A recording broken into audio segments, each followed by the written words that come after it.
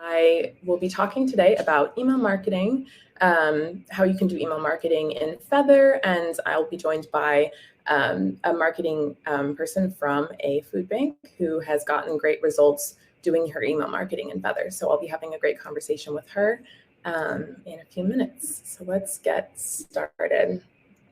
So I'm Isa Hasty. I am the Senior Product Marketing Manager here at Feathr. And my job is to work closely with Feathr users to understand sort of the challenges when it comes to their marketing and how Feathr helps solve some of those challenges.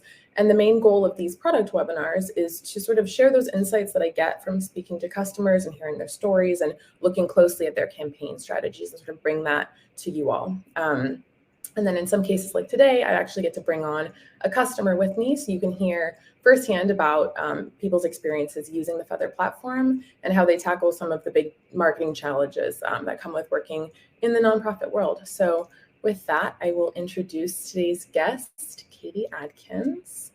So Katie is the Director of Communication at the Food Bank for Central and Northeast Missouri. Katie, welcome. Would you like to introduce yourself a bit and tell us a little bit more about your role at the Food Bank? Sure. Thanks for having me here. So I work at the Food Bank for Central and Northeast Missouri, and we are a Feeding America affiliated food bank. There are 6 food banks in Missouri, but the Food Bank for Central and Northeast Missouri is right smack dab in the middle of Missouri. We cover 32 counties, and we serve around 100,000 people every month. We have a lot of different target audiences that we speak with, including donors, volunteers, the neighbors that we serve, partner agencies. And so I'm really excited to talk about some of the strategies we use. Awesome. Yeah, thank you so much for your time joining us today. Yeah. All right, so I'm going to go through some agenda items, and then I will go through a few other slides, and then Katie will come back and join me for the conversation. So FYI, we will be sending the deck out and a link to the recording after the webinar, as always, so be on the lookout for that in your email inbox. And if you have any questions as we go through the presentation, please drop them in the chat. Chris Hillman, our Associate Director of Product Communications, will be manning the chat, and he can take care of any questions that come in. And then if there are any questions about the campaigns that we talk about specifically, any questions for Katie at the end about her strategies, obviously drop those in as well, and we'll get to them later on. And then, so before I dive into that deeper conversation, which is why I'm sure most of you are probably here, I want to just briefly review a few sort of key concepts when it comes to email marketing and why it's so important for nonprofits to be thinking about email in a way that's going to really best align with your organizational goals. Then I will quickly go over 2 of the main types of email campaigns that you can run in Feathr, and I'll show a few email templates because Katie and I are going to be talking about both of these types of email sends, and so I just want to kind of define some terms for anyone who's not familiar, and then we'll dive into those real campaign examples. So the fact that we have so many people on this webinar today just proves that email marketing is a priority for nonprofits. So whether you're feeling confident about it and you're just looking for some ways to maybe improve your strategy, or if you're struggling or you're not even sure if you should be prioritizing email marketing, you showed up today to learn more about it, which is a step in the right direction, because email marketing is extremely important for nonprofits, and it's actually been shown to work particularly well for nonprofits. So nonprofits have some of the best email open rates of any industry, and it hovers around 25%, just above 25%, which is very high for an average open rate. And this is likely because of the nature of the industry, right? So a lot of the people that you're reaching with your emails have maybe donated to your organization in the past, so they're deeply invested in your cause, if you're a charity or a museum or a faith-based organization or anything like that, right? Or perhaps they rely on you as a source of education or thought leadership if you're an association. So the appetite is there from your audience, and it's important to recognize that because it means that you're starting off kind of at an advantage. So you have this community of people that want to hear from you. And since that means that they're more likely to actually open your emails, that email marketing is a great way to reach them. And we actually ran our own survey last year asking nonprofits about their priorities and strategies, and 54% of respondents identified email as their most important channel, and then 94% said it was in their top 5 most important channels. And so email is obviously not going anywhere, especially for nonprofits. And so your goal should be to find the most effective ways to use it for your organization's priorities and needs. And then one of the benefits of running your email marketing in Feathr specifically is that you can also run your other digital marketing channels in Feathr as well. And so you have everything in one place, which means you're just going to get a much more holistic view of your data, having everything centralized. And you can also set up your email, your advertising, social media, other digital engagement campaigns in a way where they kind of build off of each other. And you can create sort of like a cascade of messaging that really surrounds your audience across different channels, makes them feel really surrounded by and reminded about your mission or your cause on a regular basis, which is just going to keep you top of mind. And it's going to make them stay engaged with you over time. So really good idea to think about running your email marketing in the same platform as your other channels, because it just gives you that kind of more intuitive view of everything, and it helps with creating that omni-channel strategy to really stay top of mind for people. So if you are a customer, you might be familiar with these campaign types that I'm about to talk about already. Maybe you haven't gotten a chance to check them out. Either way, they're both available to you in whatever license you currently have if you're a Feathr customer. So definitely be sure to check them out if you haven't before. Run a test campaign. If you aren't using Feathr email, just like try it out. It's really easy to set up a campaign and just kind of test things out. We have some out-of-the-box templates, which I'll show in just a few minutes, that kind of make it super easy to get started quickly.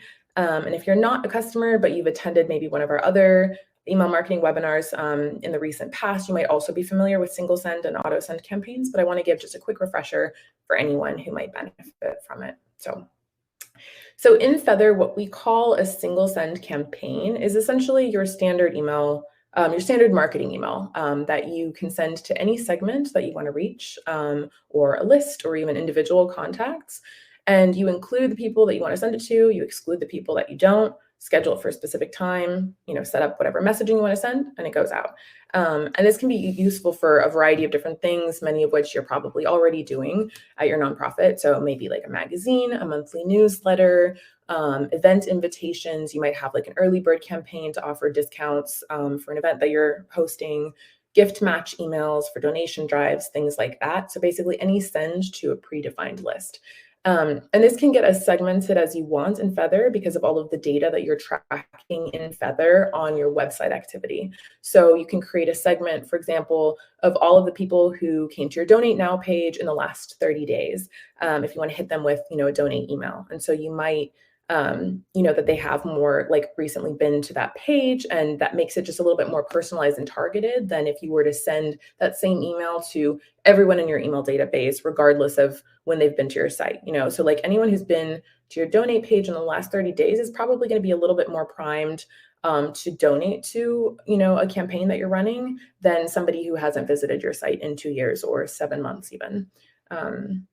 So it just helps to get as segmented as possible. That really helps with conversions and staying personalized. And then the other type of email campaign that you can run in Feathr is called auto send. So these are behavior-based emails that you can set to trigger automatically when someone takes a specific action. So that could be like visiting your membership page, visiting your donate page, things like that. You might have heard the term cart abandonment email, registration dropout email. This is basically that same concept. So instead of sending one bulk email to a predefined list, like we just looked at with single send, this allows you to target individual people based on their individual behaviors and activities, which is really like the most personalized you can possibly get when it comes to email marketing. So an example would be if you're running a donation campaign. So you're probably running, a variety of different campaigns to kind of draw awareness and bring in those donations. So that might include some retargeting ads, some social media ads, sending some emails to lists of, past donors, volunteers, all of that. And so you could bring in single send here, if you want to target, for example, all of the people who've visited your donate page in the last 60 days, because that means they either donated recently or they were interested in donating, and therefore they might be interested in giving to this specific initiative.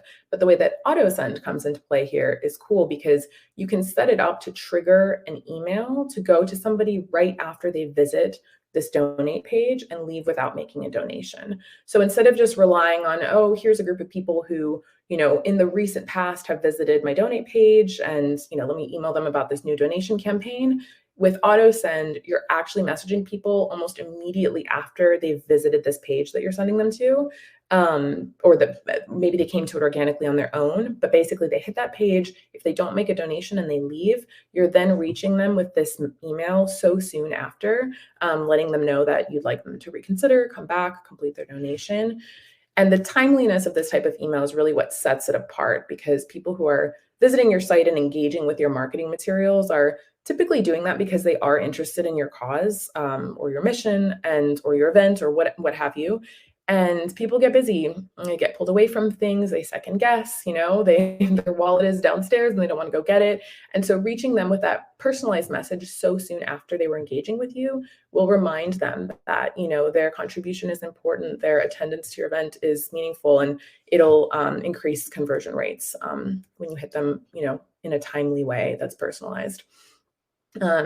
And it's also just a super easy campaign to run, because it's basically just kind of running in the background. So you set up the trigger, you set up the messaging that you want the person to get, and then you set the time delay. And Feathr lets you set pretty much any time delay that makes sense for you. So if you want to reach someone, 30 minutes after they abandon your donate page or your event page, you can do that. You can set it to 24 hours, a couple days, totally up to you.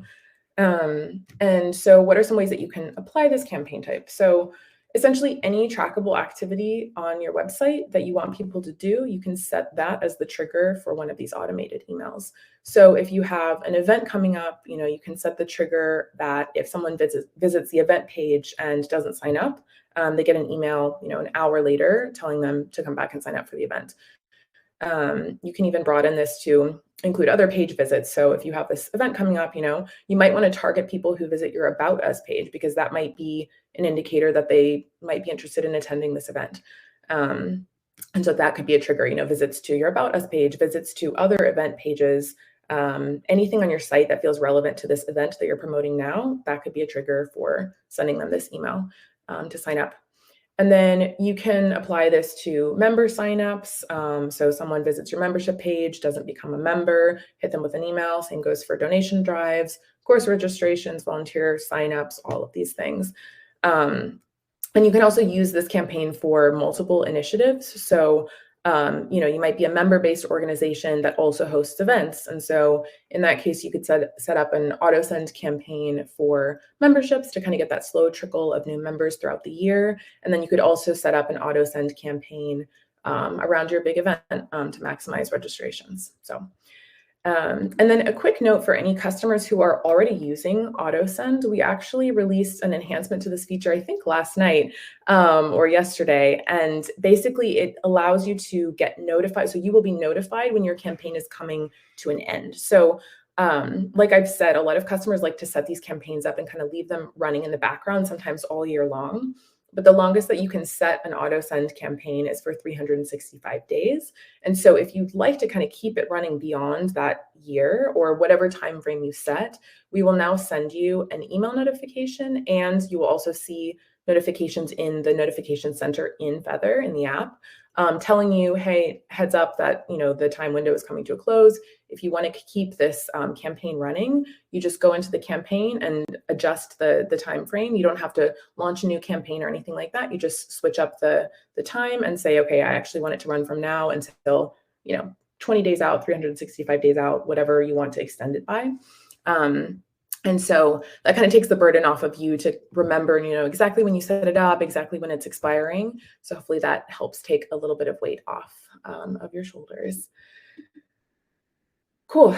And then really quickly, I want to talk a little bit about some of the templates that we offer that make it easy to get started. So you can create your own templates from scratch in the Feathr email builder. You can even bring in a template from another email platform if there's one that you've seen a lot of success with in the past. But we also offer some templates that are sort of out of the box, ready to use to help you just get started as quickly as possible.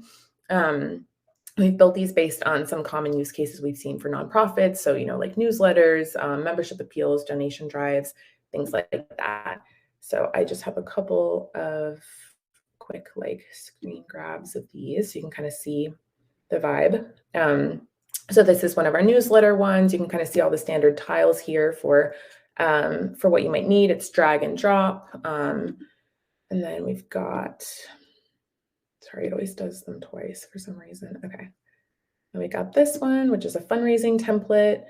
Kind of breeze through this, but you can kind of get a sense of what it looks like. I think this one's really pretty. And then last but not least, an event registration template. So again, we have, more of these, but these are just a few for time's sake to kind of give you a sense of what you can start off with. So yeah, now a really quick note before I dive into the conversation with Katie, just because I want to kind of call this out. Now, if you are a Feathr customer and you would like to have a more personalized conversation with your customer success manager about Feathr email, how you can run some of these campaigns, please drop a 1 in the chat. And if you are not yet a Feathr user, but you would like a personalized walkthrough of the whole platform to see kind of how you can do some of what we just talked about, how you can run your other channels in Feathr, and just talk to somebody who will be able to walk through your specific goals with you and see how Feathr applies, please drop a 2 in the chat and we will reach out to connect you with somebody. So if you're a Feathr customer, drop a 1. If you're not a Feathr customer, but would maybe like to be, please drop a 2 in the chat. All right. Now let's get into the conversation. So Katie, I welcome you back onto the stage.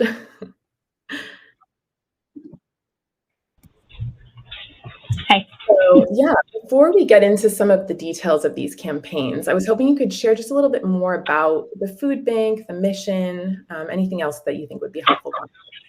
Yeah, so the food bank is an agency in central Missouri. We cover a really large portion of physical space in Missouri. We have a lot of rural neighbors that we serve, and also a city, which is Columbia, Missouri. It's our largest area that we distribute in. We have 145 partner agencies that we do that work with. So if you're not a food bank, the food bank is like the wholesaler, and then you would think of the partner agencies as retailers. We also work with 200 schools to help distribute food to make sure that kids get food over the weekends when there aren't school meals that they can access easily. It's really rewarding work. It is challenging work, but the communication aspect is something that is a fun puzzle for us because we have so many audiences that we're trying to reach.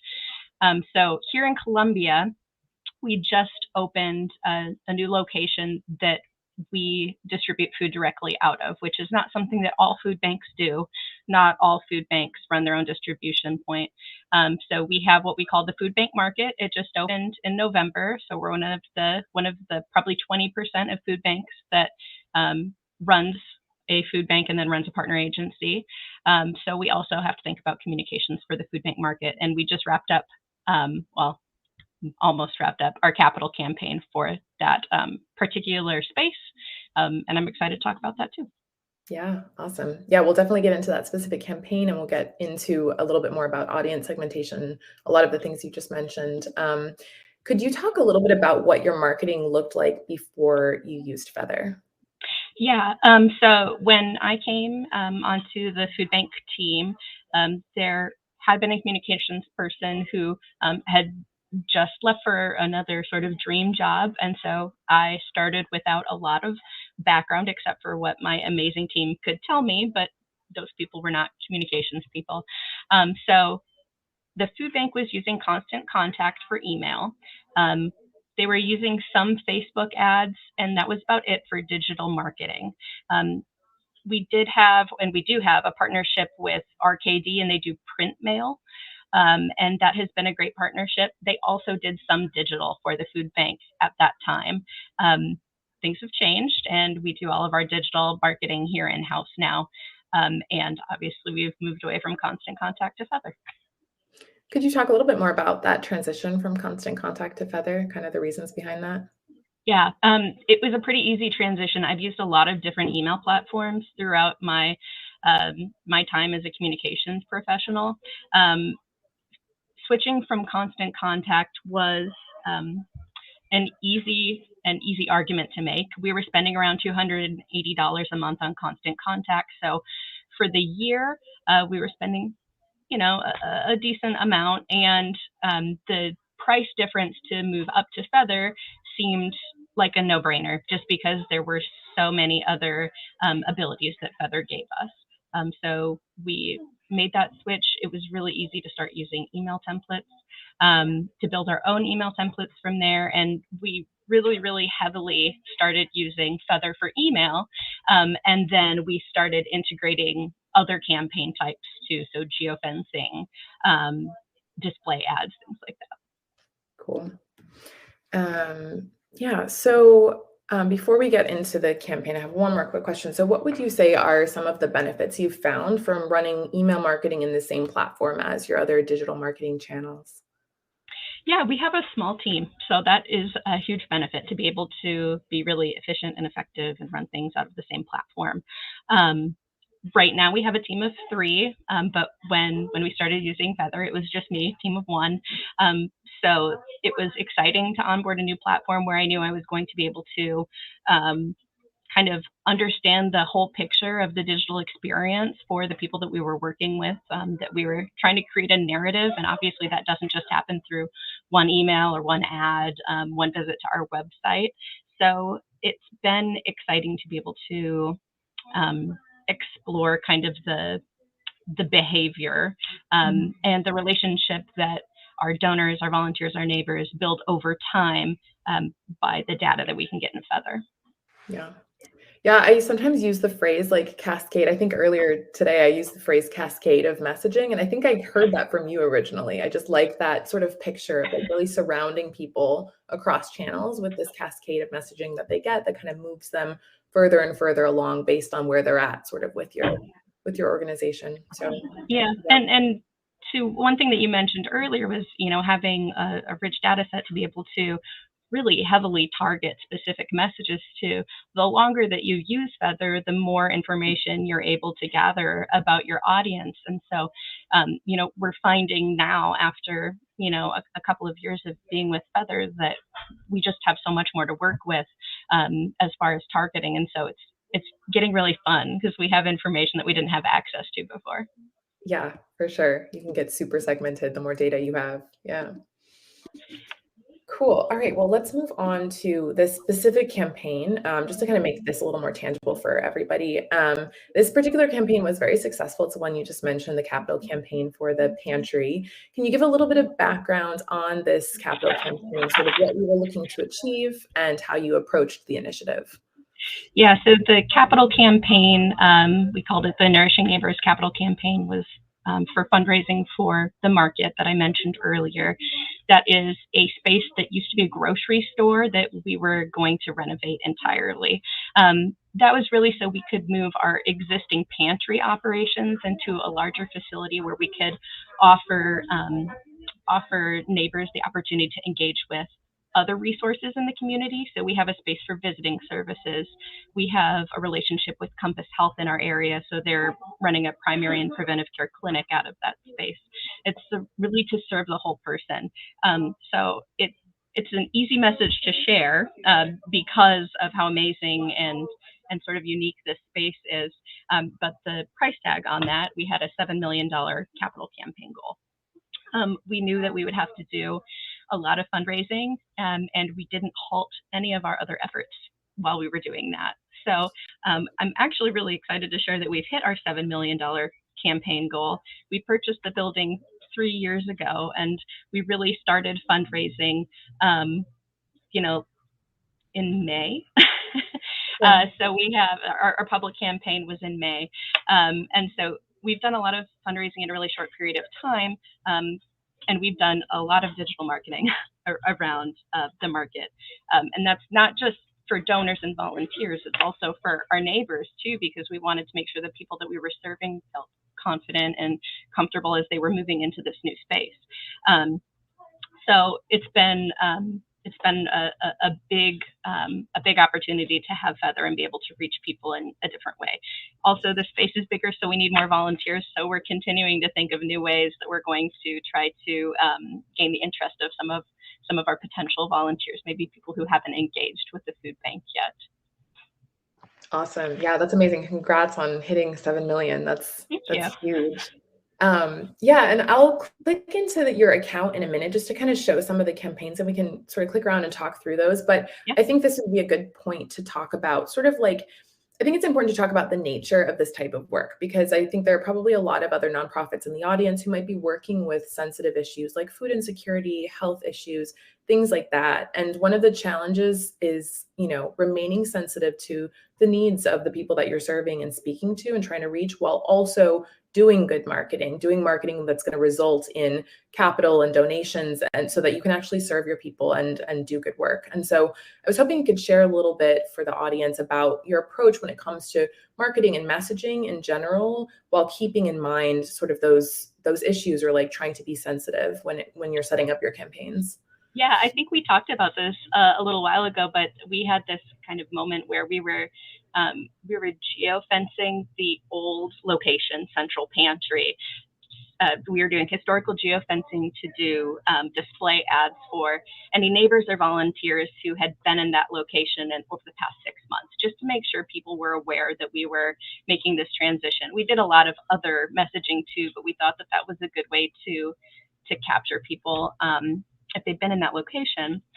And as we started doing those ad placements, we recognized that the space that we were geofencing, which was the old pantry, and then the other space, which was the new pantry, we were also having lots and lots of people come in for tours who are community members. And we know that people have many different relationships with the food bank. So people who maybe have received food at one point might, don't make a donation at a later point, or might volunteer.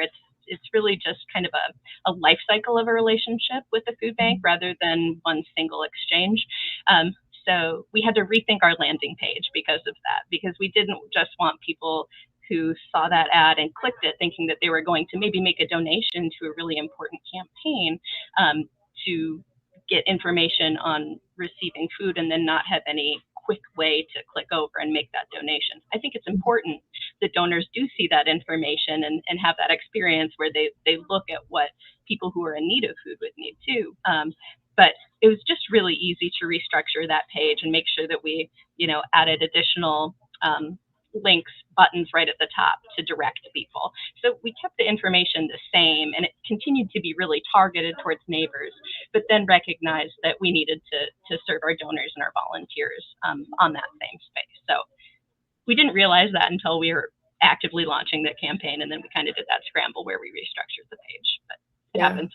Yeah, no, that makes sense. And that's cool. I mean, you were able to kind of keep the messaging in the ads themselves, like generic enough, like targeted at neighbors, but also like appealing to somebody who might not be a neighbor who's in the area. Because with geofencing, obviously you're targeting specific area. You can't control who sees it. Anyone physically in that area will potentially see it. And so I think taking that into account and making sure the messaging will resonate with anyone who you might want to reach in that physical location, and then guiding them to a place that also makes sense for them, like you said. So so keeping that page also kind of aligned with the content in the ads, but then having places where people can go to do what aligns with,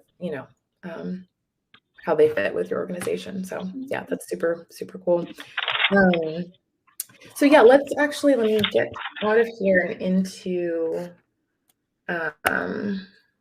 the account here. So I wanted to just kind of open up the specific project and show, so we can actually look at the landing page.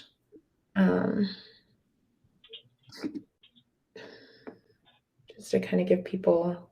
So is this is the page that you were just talking about, or was it a different one? It's actually a different page, and the page is actually on our website. Okay. It became the landing page, yeah. Okay, cool.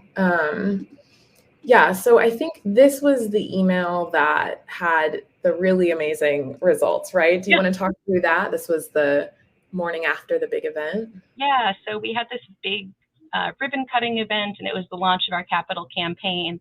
A lot of people attended that event and made gifts at the event. And then at the same time as this was happening, that we sent this email out, there was also a direct mail campaign that went out to areas that were would be more invested in this specific distribution center. And so it's not that I didn't have high hopes for the email. I mean, it was just, a piece of many, many marketing efforts, right?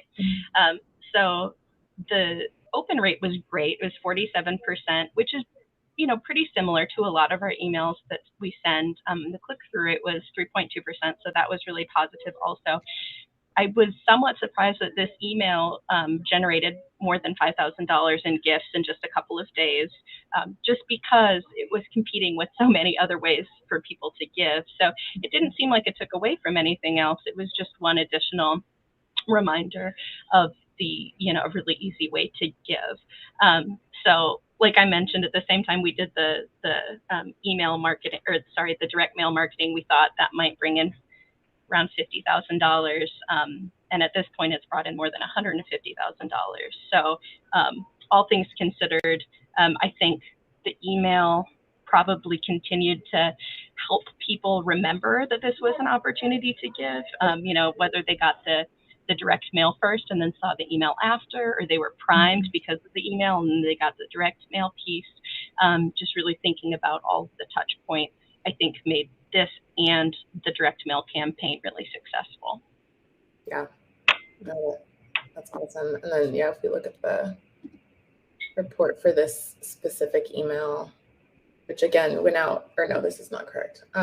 This went out the morning after the event, right? And I remember you said that you kind of sent it out at 9:30 in the morning, and then by noon you guys had thousands of dollars of yeah. And one thing I think also helped with this marketing campaign is there was a match, which is always very nice. The match was from our board of directors and also all of our executive team. So we laid that out in the email, and just anecdotally, I had someone walk into the building and hand me a $5,000 check because of the email. He wanted to give a check, but he had seen the opportunity, the matching opportunity in the email. So he actually said, I want to make the board of directors pay, and came in and made that gift. So we know that was directly because of the email, but that's not included in that total. Okay. Yeah. No, I love that. Make them pay. Yeah. Cool. All right. Let's dive back in here. Okay. I think, sorry, I'm dealing with all these tabs here. Okay, cool. I think actually, before we continue, there was a question in here for you. Can Katie answer, how many email addresses do you guys have in your database? Do you know roughly off the top of your head? I just got an email list. So our donor database is pretty different than our email database, simply because we have a lot of people that we don't have email addresses for. So we have roughly 43,000 emails, but we very rarely send to everyone at the same time. And in all of those emails aren't represented in Feathr either. So that's just our freshest pull. Okay, cool. And then I'm just looking through the chat real quick. It looks like Chris has been answering some other questions. Yeah, we can come back to this later, but it looks like he's covering those. Cool. So let's move on to this second campaign example. So can you talk a little bit about the market move updates that you've been sending out and sort of the intention and goals behind them? Yeah, so one of our goals for this year was to really provide consistent messaging for our neighbors, which is something that we have struggled to do digitally, just because we don't collect email addresses through the intake process. It just is, every point of data that we collect slows people down. People are a little worried about their data anyway. So we've tried to create as many opportunities to opt into our new email e-newsletter, which is really just started in November, December. So one of my teammates, Alex, has created this newsletter.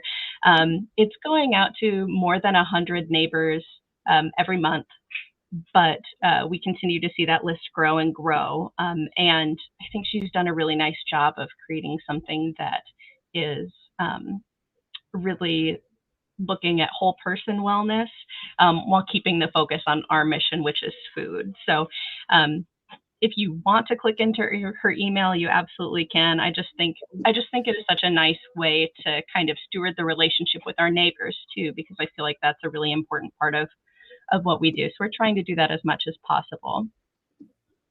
Absolutely. That would be under market updates, and the January would probably be the most recent one that went up. Nice. Yeah. Yeah, so she works to introduce people to the staff who work at the market to make them feel comfortable and confident. They know a friendly face when they go in there, the resources that are available through our visiting services, and then just reminders that people might need. We also have a new resource navigator at our space, and so that's somebody who can not provide services, but connect with community services if there's some other resource that people need. Okay, cool. Yeah, just kind of putting the faces in here so people can recognize them when they see them at the pantry. And I know that you've mentioned that that's an important aspect of just kind of connecting with neighbors and keeping everyone, keeping feedback loops going and all of that, like for people to recognize the people at the pantry and there be this sort of sense of trust, and then seeing them also like in your digital content so that, people feel comfortable that there's actually faces to the names and all of that, and are more willing to share their stories, right? And yeah, it helps us so much in the long term because, part of our job is making sure that we share people's stories or help people share their own stories. And so people are far more comfortable doing that if they've created that relationship with us. And the more that we can create opportunities for feedback, I think, the more that people are going to be open to that. For sure. Yeah. I saw another question in the chat. How many different segments or segmented audiences do you have? So this person says that their organization, they only have two, one for external audience and then one for internal employees. So you've mentioned that you do a lot of segmentation and that you've been able to get more segmented the longer you've used Feathr. Do you want to talk a little bit about sort of what that segmentation looks like and sort of how many different audiences you're working with? Yes, so many, probably more than is healthy. I feel like we play with the way that we slice and dice those lists a lot. And I think we'll continue to do that. Sometimes we just see what we can do, and that is helpful too. Or sometimes seeing how we can split out the data helps us figure out who we actually are trying to connect with, and who are our most important messages, like how we can most target our messages. So we do a lot of looking at maybe like how many people have visited our Float Your Boat event page, which is an event that we hold every spring, and how many people have visited our volunteer page, and cross-referencing those to see if we can find additional people to connect with for Float Your Boat, because that's like a notoriously hard event to get volunteers for. So I would say I can't name how many targeted lists that we have, because it really feels like we kind of build a bespoke list for each message based on what we're trying to get across. Yeah, that's great marketing. So keep doing that. Don't have to have a number of lists. You just have to keep creating new ones each time that you have a new campaign. That's the goal for sure. Okay, let's go back in. Okay. And then let me see if I had any other questions about this specific one. Yeah, so a couple other questions, not necessarily related to this campaign, but just generally. You mentioned that you are planning to run a quiz or survey to some of your volunteers to kind of get a sense of what they're interested in and be able to segment a little more based on that. Could you talk about that and how you're planning to kind of promote it and then build marketing around the survey results? Yeah, so I actually just looked into how far along this was in Feathr today, because my colleague Lauren is working on it, and it's farther than I thought it was, and I'm very excited about it. So Lauren is using this volunteer or this quiz page called Involve Me to create a really short, like 5-question quiz to help connect volunteers with the best volunteer opportunity for them. So in reality, we have like 10, 15 different volunteer opportunities, but we have two that we're really, really in need of volunteers for just all the time. So the quiz really just splits the group who takes the quiz into two groups, either volunteering at the market, which is in-person service to neighbors, or volunteering in our volunteer room, which is repackaging food, which serves all 32 of our counties. So Lauren created the quiz. The quiz, after you take it, looks at the results and either bumps you to a Feathr landing page for the market or a Feathr landing page for the volunteer room. It's a pretty simple page that gives you like your quiz results, and then tells you that it will email you your quiz results, or if you want to stay in contact with us, enter your email address and you can submit it. And then Lauren has also already set up the auto send. So if you submit that form, you'll get your quiz results in your email. And then we can set up probably a small flight that would connect with people 2 or 3 times to remind them of their quiz results and upcoming opportunities, especially if we are in great need of volunteers for one of those opportunities. So I'm very excited to test it out. We've kind of planned on piloting it with the 200 email addresses that we have for people who have visited our volunteer webpage. And then we'll also do display ads for anyone who's visited our volunteer page. So we have a lot of reachable people who have visited that volunteer page, but because our volunteer platform service doesn't work very well with any kind of pixel, we haven't been able to capture that data as people register. So this is kind of our way of going after just a better way to connect with people who have been on our volunteer page. Awesome. And I think we talked about this, last week when we chatted, but you'll be capturing people's emails when they fill out that quiz. And so that'll give you not only their email to reach out in Feathr, with emails about volunteer opportunities, but you could even run an email mapping campaign after that to show ads to people in case they haven't been to your site. If they only filled out that quiz but haven't been to your site yet, you can still reach them with those display ads because you have their email. So yes. Yeah, lots you can do there. And then I wanted to ask you, I know that you're a big fan of Feathr's Conversations tool. So for anyone who's not familiar, Conversations lets you launch website pop-up surveys to kind of poll or ask your site visitors about various different things. So if you want to ask them, why they're interested in attending your event, like what they're looking to get out of your meeting, or, why a donor is willing to give to your cause, things like that, Conversations is a great way to kind of narrow that down and get a little bit more information on people, so you can do some segmentation. So Katie, can you share a little bit about sort of how you've used Conversations? Yeah, the unsung hero of Feathr. I always talk about how this is my favorite. It's so simple to use. It's so simple to set up. So my favorite conversation campaign that we did was on just the landing page of our website, which is sharefoodbringhope.org. And all I wanted to do was kind of think through themes for email campaigns for volunteers. And so the question was just, what does food mean to you? And the answers were things like love, health, security, like those kinds of things. And so we got really good information on, the kinds of things that resonated with people. And then I think more than anything, what I wanted was for people to think about the significance of food. So just having them answer that question, I feel like probably took them one step closer to caring about our mission, regardless of how they turned up on our webpage. So that was really fun. We have done we've done a lot of different ones. We did one with our event page for Float Your Boat that just asked people how they were planning on participating in Float Your Boat. And so they could either, be racing a cardboard boat, they could be sitting on the sidelines, or they could be volunteering.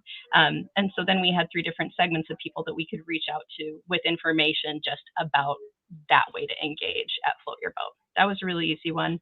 And then I think other quick ideas are just, if you have a main thing that you want everyone to know about. For example, with us, it was our move to the market this year. Popping that on as a conversation on the landing page that just says, hey, have you heard about the market? Getting a yes or a no and piquing people's interest is a really simple way to, maybe have people direct to your market page. So that's been nice. I think it's such a nice way to get this much feedback. And I love that much feedback. Yeah, anything helps. Yeah, and even the yes, no thing is cool because you're just kind of getting intel on whether people are aware or not, and that could inform, the way that you're talking to them in emails and ads, after that. Because people who are aware, like you want to be sort of building on that and giving more information. They're further down the funnel. If this is the first time they've heard about you, you need to kind of zoom out a little bit. So yeah, super important to be able to gather that information. Awesome. Okay, and then this is the last campaign that we're gonna talk about. So can you, give a little bit of context on about your campaign and talk about just some of the highlights of the campaign? Yeah, if you're another food banker, you know what this is. Stamp Out Hunger is a national campaign. It is typically a food drive. So it is an event where we work with the National Association of Letter Carriers to distribute bags. People typically share canned, shelf-stable items, and then those bags come back to the food bank, and we can distribute them out to our partner agencies. We have taken a step back and really tried to raise dollars in addition to the canned goods, and so we do that in a lot of different ways. That are more in person, but sometimes making people aware of that opportunity, has kind of been put on the back burner. The other thing with NALC is you need a lot of volunteers for an event because you're sorting through so many canned goods. And at least here in Missouri, it is on the commencement day for Mizzou, like every single year. So it's really, really hard to get people to come and volunteer. And then it's also really close to Mother's Day. So we have kind of this double challenge of like, do we focus on trying to get people to volunteer? Do we focus on trying to get people to donate? How do we do this? So this was where our segmentation came in, and was super helpful. We did a lot of retargeting for people who had noted interest in being volunteers to try to boost those volunteer numbers, and then single send email campaigns helped us connect with some of our donors as well. But we did a lot of single sends for volunteerism too. Yeah, do you have, is there one that you think is worth showing off? I'm trying to see. It's very small and my eyes are not good. Expand. Oh no, it doesn't. Also, let me click in here real quick. You can definitely. So the retargeting. This was from 2022. And my internet is being slow. Let's see. I have too many tabs open. Let's look at an email first. There we go. So this is for a really, really small population. This is our volunteers that are specifically in Cole County, which is around Jefferson City. We always need a lot of volunteers and it's hard to reach people. So just looking at the email, this is always something I'd recommend to people. Pop a button above your banner on your email, simply because a lot of the times those banners don't load because people don't have images turned on to load in their email. And so they can entirely miss the point of the email if they click into it and that banner doesn't load. So sometimes people just won't scroll past that absent banner. So I always put multiple buttons and try to make it easy for people. Yeah, that's a great tip. And it obviously just really stands out up here. So yeah. Mm-hmm. Maybe they click it by accident and then they don't ever go back. Exactly. Let's see. Yeah, this looks pretty similar. Yeah. And that's why it's so easy to set up email campaigns too, is cloning, readjusting, having your targeted list and sending it out. Yeah, for sure. Especially since you're sending to so many different, like, highly segmented lists. They're not all seeing all of the email. They're only seeing whatever you're sending them. And so it doesn't really matter if things look the same. Like if you have a template that works for you, you just kind of rinse and repeat that and send it to those different audiences and really save time there. Yeah, so this is the retargeting campaign for this, and you can kind of see some of the ads. Got some different sizes, some static, some GIFs. Yeah, cool. Awesome. But yeah, we didn't spend a lot of money on that, and we got our volunteers. So yeah, oh, that's great. Right. And then, yeah, just one more. Well, actually, before I ask the final question, let's see. Somebody asked, did you do the quiz on a Feathr landing page? So the answer is no. What is the platform you used for the quiz? The platform for the quiz is called, sorry, I have it circled, Invite Me. Invite Me, okay. And the landing page does redirect to a Feathr page. Okay, cool. And in case there was any confusion there, so we talked about two different things. There's the quiz that they're running to volunteers, but then we also talked about Conversations tool, which exists in Feathr. So that's a tool in Feathr that lets you launch pop-up surveys on your website asking things. So you could kind of do something similar on your own website and ask, why do you want to volunteer? Why do you want to donate? So really similar concepts, kind of surveying people. So Feathr does have a tool that allows you to do that on your site, but then Katie was using a separate platform for this particular quiz. But and I actually misspoke. The platform is Involve Me, not Invite Me. Sorry about that. Involve Me. Okay, cool. But yeah, you could absolutely do one question with Feathr and just build lists that way. I think we just wanted to kind of create that like BuzzFeed style quiz where people felt like this investment in, I answered 5 questions and then it feels very tailored. For sure. Yeah. Cool. And then the last question I have for you is, so I know that you mentioned that someone on your team set up an auto send campaign related to that. So you're going to have, that email automatically going out after someone takes the quiz with some of their results and some more information there. So that's awesome. And I think that you said you're going to be setting up some other auto send campaigns sort of as you ramp up this year, and that you have some ideas for those. So I was hoping you could talk a little bit about what some of the triggers that you want to use are, some of that messaging to drive conversions on your site. Yeah, so the cart abandonment emails are definitely something that we're setting up for our general giving page, but then probably for some of our more event specific pages. We have sort of just anecdotally a lot of people who start signing up for our event, our Float Your Boat event, and then don't finish until the deadline is like maybe a day away. And so I would love to just send them some gentle reminders because we know that they're going to be participating, but we don't have their information. And so it can be really challenging to make print materials for those kinds of events. So that I'm excited about because it will help me. But also doing a cart abandonment email we have a Taste of the Tigers event with Mizzou Athletics. And that's another one where, we know that we have a great number of people who start signing up and then they decide that instead of maybe buying one ticket, they might buy a table instead.